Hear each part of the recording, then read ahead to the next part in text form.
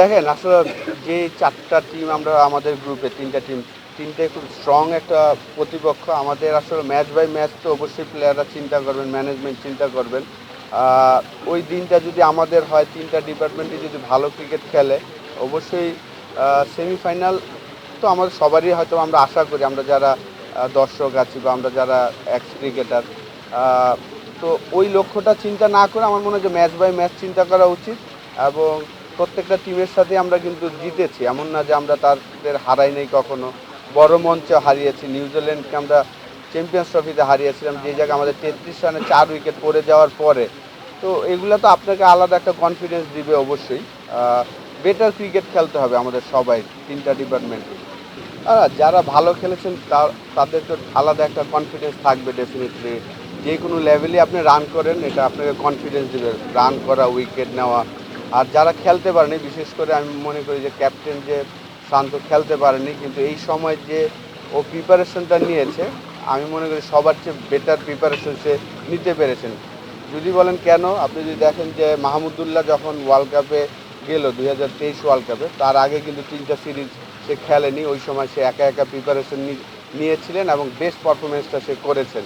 তো শান্তর জন্য আমি মনে করি যে অনেকে হয়তোবা ভাবছেন যে শান্ত খেলতে পারেনি, হয়তোবা কী হবে, কিন্তু আমি মনে করি যে সবচেয়ে ভালো সে পারফরমেন্স করতে পারবে এই চ্যাম্পিয়ন্স ট্রফিতে। কারণ এই সময়টা সে ইন্ডিভিজুয়াল ট্রেনিং করতে পেরেছেন। 50 ওভার খেলার জন্য যেভাবে প্রিপারেশন নেওয়া উচিত, সেই প্রিপারেশনটা সে নিতে পেরেছেন। ফিটনেস বলেন, স্কিল বলেন, এই জায়গাটাতে যারা ভালো খেলেনি তাদের জন্য যেই সময়টা আছে, এই সময়টা আমি মনে করি যে তারা যদি ক্রিকেটটা তো আসলে পুরো মেন্টাল গেম। আপনি যদি মেন্টালি প্রিপেয়ার্ড হন, তাহলেই আমি মনে করি যে ভালো কিছু করা সম্ভব।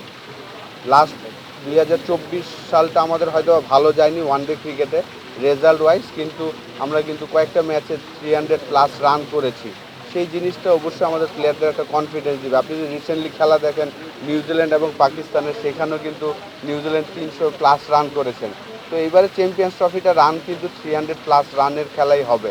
সেই জায়গায় আমি মনে করি যে আমাদের প্লেয়ারদের আলাদা একটা কনফিডেন্স দিবে যারা রান করেছেন। দেখেন আসলে যে ৪টা টিম আমরা আমাদের গ্রুপে ৩টা টিম, ৩টাই খুব স্ট্রং একটা প্রতিপক্ষ। আমাদের আসলে ম্যাচ বাই ম্যাচ তো অবশ্যই প্লেয়াররা চিন্তা করবেন, ম্যানেজমেন্ট চিন্তা করবেন।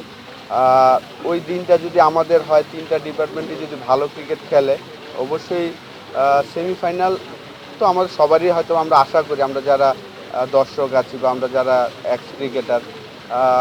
তো ওই লক্ষ্যটা চিন্তা না করে আমার মনে হয় যে ম্যাচ বাই ম্যাচ চিন্তা করা উচিত এবং প্রত্যেকটা টিমের সাথে আমরা কিন্তু জিতেছি, এমন না যে আমরা তাদের হারাই নাই কখনো। বড় মঞ্চে হারিয়েছি, নিউজিল্যান্ডকে আমরা চ্যাম্পিয়ন্স ট্রফিতে হারিয়েছিলাম, যে জায়গায় আমাদের ৩৩ রানে ৪ উইকেট পড়ে যাওয়ার পরে। তো এগুলো তো আপনাকে আলাদা একটা কনফিডেন্স দিবে অবশ্যই। বেটার ক্রিকেট খেলতে হবে আমাদের সবাই, ৩টা ডিপার্টমেন্টে।